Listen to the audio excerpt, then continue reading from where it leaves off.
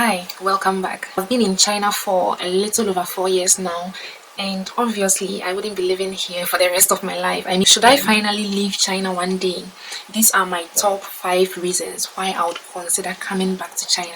The first thing I want to talk about is security and safety. I've not been to many countries around the world, but from what I see in the news alone, it's hard to not notice how China has been a very safe place for me to live in the past. China is the place where you can walk out all night in the streets. I mean, all night long in the streets without fearing the attack of armed robbers or whatnot. China is also one place where you can just enjoy public spaces in peace. Like, there is no fear of gunmen coming from nowhere and just attacking you or shooting you. It is that safe. The gun control here, I don't know how it is done, but all I know is it is really working. I don't know if people even own guns here in China. All I know is it is working. Since I have stepped in China, I haven't even seen a gun with my own eyes or heard of shootings anywhere. It doesn't happen. It just doesn't happen. China is also a place where I have seen very harmless policemen. Like, the policemen look so harmless. There's not been cases of police brutality, or you see policemen maltreating people. There are no instances such as that. If you live in China here and you feel I am wrong, just let me know. Majority of the times I see policemen here are when they are directing traffic, and they look so friendly and harmless. Even when you commit a traffic offense, you never hear of cases of police brutality or of some policeman standing somewhere collecting bribe from someone due to an offense. Like, the security and safety here in China, at least for us foreigners, is top notch. The second thing I want to talk about is the freedom of worship. Now, before I came to China 4 years ago, there were people who were a bit anxious for me, worried for me. They were wondering if I would even find a church in China to worship with. The misconception about China is that no religious activities are tolerated here. Christians don't get to worship. Christians need to hide in order to worship. I'll be talking more about Christianity here because I'm a Christian and I've experienced more of that than the other religions here in China. I live in the Nanjing city, and in my city alone, I can count at least 5 different churches. Now, these are the churches I know about. I can count the NICF, that is the Nanjing International Christian Fellowship. That is where I worship. I know of the SDA church. I know of the church at Mochulu. I forgot the name of that church, but I think it's a Protestant church. I know of the Hope City Church, and I also know of the Catholic Church. And until COVID-19 happened somewhere last year, when we had to start meeting online, we could go to church every Sunday physically, and even during weekdays if there was a program to worship. And on every last Friday of the month, we had our all nights. One thing I've also realized about China is religion here comes with some form of sanity. Now, let me explain that. The first reason is, apart from places which have been designated as churches or meeting places for religious people, you are not expected to hold church services at any other place, be it on the streets, on parks. Like, it is prohibited. So basically, you just can't wake up and then you feel like having a church somewhere, and so you just go to the streets or the back of someone's house or at the marketplace and you start having your church service there. It comes with some form of sanity, which to a large extent I think is good. In my country, for instance, right, in one of the houses we once lived in, there was a man who just decided to start a church right behind our bedrooms. So you can just imagine. Secondly, during our all-night services, we are not allowed to shout on top of our voices because people might be sleeping or people might be doing something. Like, it's a private time. Of course, there's been times that we've been so happy and we forget about it and sing on top of our voices. This is only for all nights, which come once in every month. Apart from all nights, we are allowed to sing, shout, dance, and do whatever in our churches. Apart from churches, I also know of some mosques for our Muslim brothers, and I see a lot of Buddhist temples around, like so many around.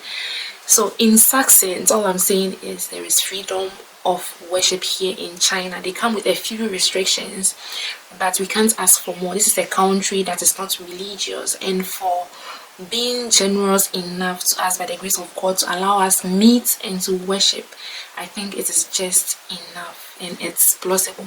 The third thing I want to talk about is the system. I don't know what system it is. I don't know how to describe the system, but all I know is if you are talking about a system working or a governance working, not governance, but like if you're talking about a system working, I think the Chinese system really works. There is so much order from banks to schools to wherever. Now again, I've not been to so many countries, and so I am talking for China and what I have experienced about the system. The system works and would be very unfavorable for you if you are not law abiding and cannot live by simple rules. And these rules or laws are not absurd rules or laws or unintelligible ones that would make your living here uncomfortable. They actually make sense and are favorable, especially to the Chinese people. For instance, if you're an illegal immigrant here, or if your visa expires, let me just put it that way, if your visa expires and you're still living in China, you cannot use the bank because you would need your passport. You cannot even rent a hotel because you would need your passport to do that. You cannot travel from one city to another using the flights or even trains because you would require your passport to do that. You cannot legally rent an apartment because you would need to register with the area police of where your apartment is, and you would need your passport. So you might just be doing hiding and seeking. Is that right? You might just be doing hide and seek in the system. Like literally you are just stuck. You only need to abide by the laws and go back home when your visa expires. It's as simple as that. Now I can't even talk about the system without talking about how the COVID-19 was managed last year and is still being managed very effectively. Now when the government says it's time for lockdown, we are all going into lockdown. We live on a university campus. Our school gates were closed. We couldn't go out. We were supplied with everything we needed inside. If you went to the streets around that time, they were empty. People were obeying and observing all the protocols. You don't see military men or policemen going around trying to enforce law and order, enforce that people are abiding, but people are just naturally abiding.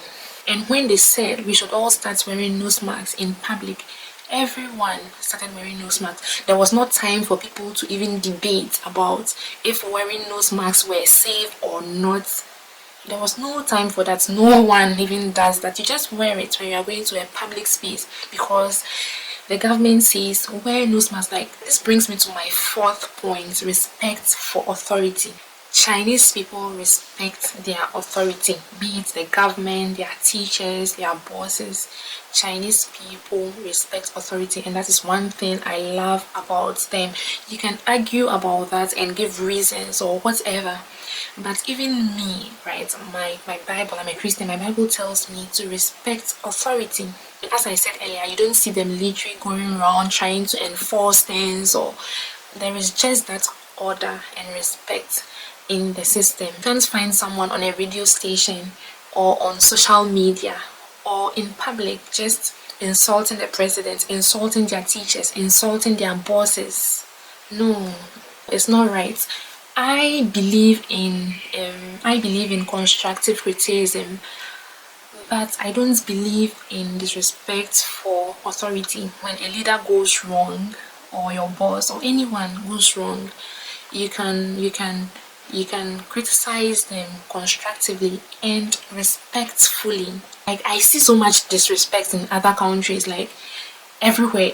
In my country, in the US, like in so many countries, people just sit on social media, they write anything about their president, anything about old people. Personally, I believe that is bad, no matter how you see it or no matter how wrong your leader might be. It is just wrong. That is how I see it. That is the fourth point. I wouldn't even stress talking about that. I think it's enough.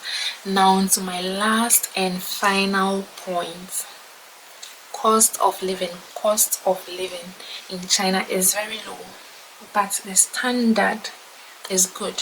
Food is cheap, transportation is cheap, electronics are cheap, a lot of products are cheap, accommodation is cheap. Almost everything here, apart from imported goods, are very, very cheap. Now, don't confuse cheap with low quality. I know back in our countries, like, I don't know about all countries, but back in my country, for instance, we regard Chinese goods as fake.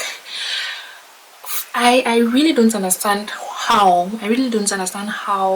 We end up getting fake goods in our countries, like fake Chinese goods in our countries. Because when I was coming to China, I also thought I was coming to see a lot of fake products. Like, no, that is a misconception. It's a big misconception about China.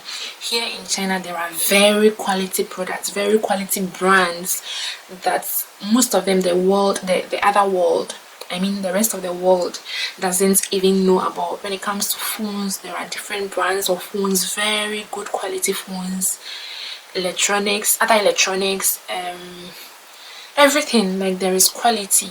I just think that there are grades in everything. Chinese people have grades for everything. They can produce very low quality products, they can produce medium quality products, they can produce high quality products. And so I think based on your income, if you are living outside the country, if you are trying to import to your country, they give you, they export to you based on your income or something. I really don't get it. But here in China, there are really quality stuff that you can easily get at affordable prices.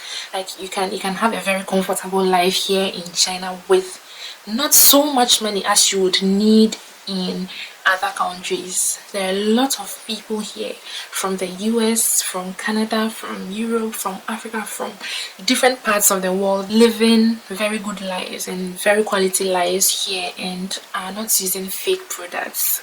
They are not using fake products. For some of those people, I've heard some talk about it, for some of those people, it's their best lives, like lives they couldn't have afforded in their home countries. And there are many other reasons, like the food, the people, but these are my top 5 reasons, top 5 things I admire about China. There are also reasons why I don't like China, but these are my top 5 reasons why I love China, why if I leave China in the future, I would consider revisiting China. And also remember that these are my personal experiences.